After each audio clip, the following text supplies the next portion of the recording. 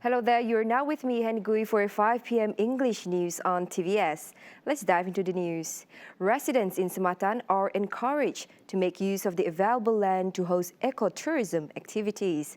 This is because it has the full potential to be a point of attraction for visitors to coastal town. With involvement from the local community, it can create an authentic setting and environment for people to visit, thus providing an invaluable travel experience for visitors. Why not do something about it and make this place a better place to stay and a better place to make people around Kuching or other places of the world to come here and enjoy themselves, especially on ecotourism. According to Shah Ismaili, the move can also help generate income for the locals by opening up job opportunities. Patut dapat meningkatkan ekonomi, peluang pekerjaan yang banyak untuk orang kampung, pindah. Semuanya senang lah, mudah ada yang macam Oxy Hotel dah buka besar, benda tu. Peluang nang banyak lah kerja. Industry will grow up, so I hope to see that they develop this place well, that the government provide necessary infrastructure for investors to come here and develop proper hotels, resorts, to attract more people locally, internationally. And for once, we can say that we have heaven on earth on our doorstep. Definitely mind-blowing with the pretty waters and the great natural landscape here and all the stuff like the national parks. It definitely has a long way to go. We will definitely make it. Right, the evergreen Tabuan Jaya neighborhood park has been renamed as Mayor Song Sui Guan Park after the first mayor of MBKS, Dato' Song Sui Guan. The renaming is in honor of the former mayor's 80th birthday celebration. In a simple unveiling ceremony, local government and housing minister Dr. Sim Kui Hian said it was to recognize the service and contributions of past leaders, especially in the Kuching South City Council MBKS area. I am very grateful that MBKS mayor and the council, they all agree and support the ideas, and this park used to be called Tabuan Jaya Recreation Park. It's named after Mayor Dato' Song Sui Guan, and this is only the first of the many parks because MBKS and KMC had many mayors before.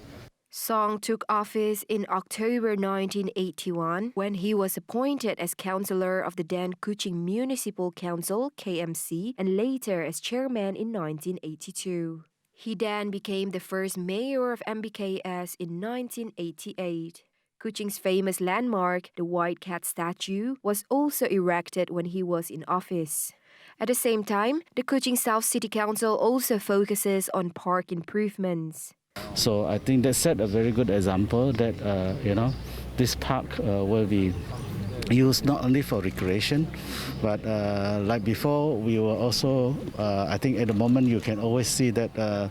The council is concentrating in improving the park facilities. One example is the one that we have started in Kenyalan Park.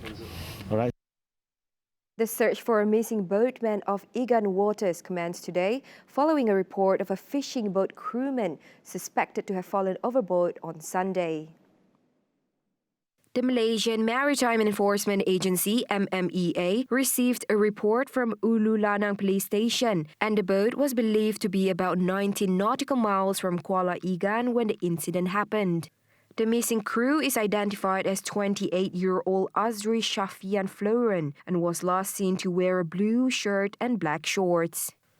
Hence, MMEA urged the maritime community to postpone going out to sea if the weather is bad and to report any sea emergencies to the Malaysian Emergency Response Services MERS number or the Malaysian Maritime Operations Centre Sarawak at 082 432 544.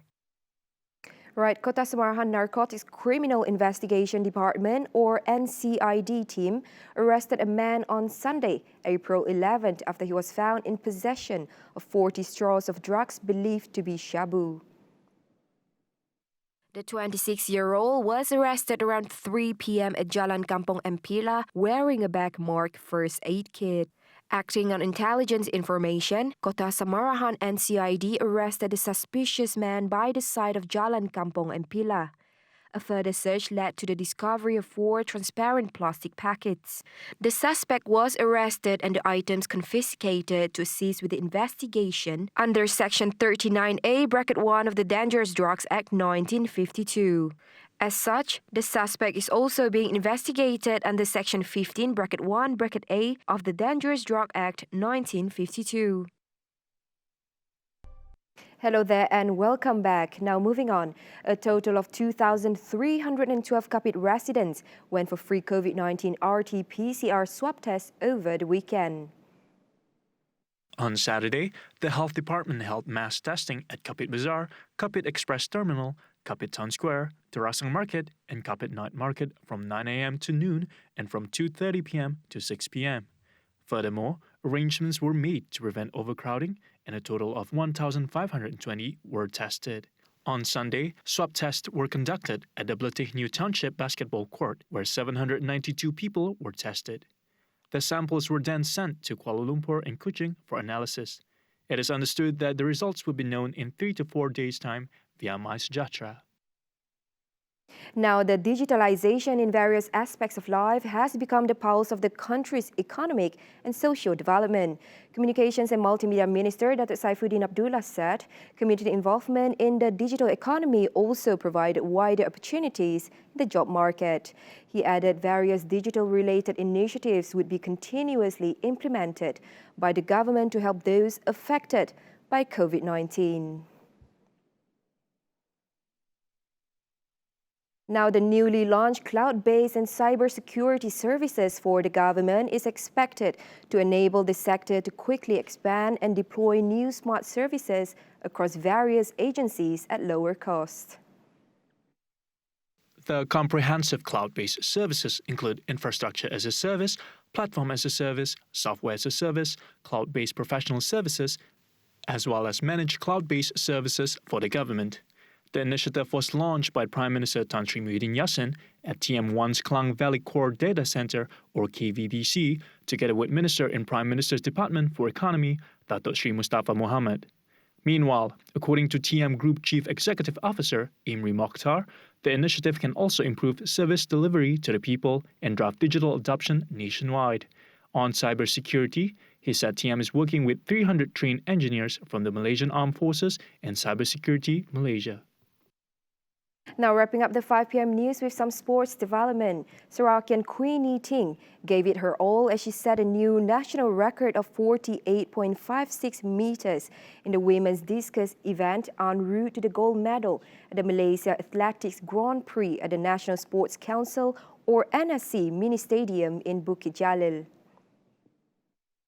It erased the previous mark of 47.91 meters set by Johor's Connie Chu Kang Ni at the 2017 SEA Games in Kuala Lumpur.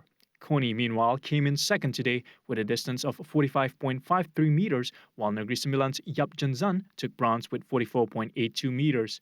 Meanwhile, Queenie, the 2019 Manila SEA Games bronze medalist, had to wait for several hours for her record to be confirmed.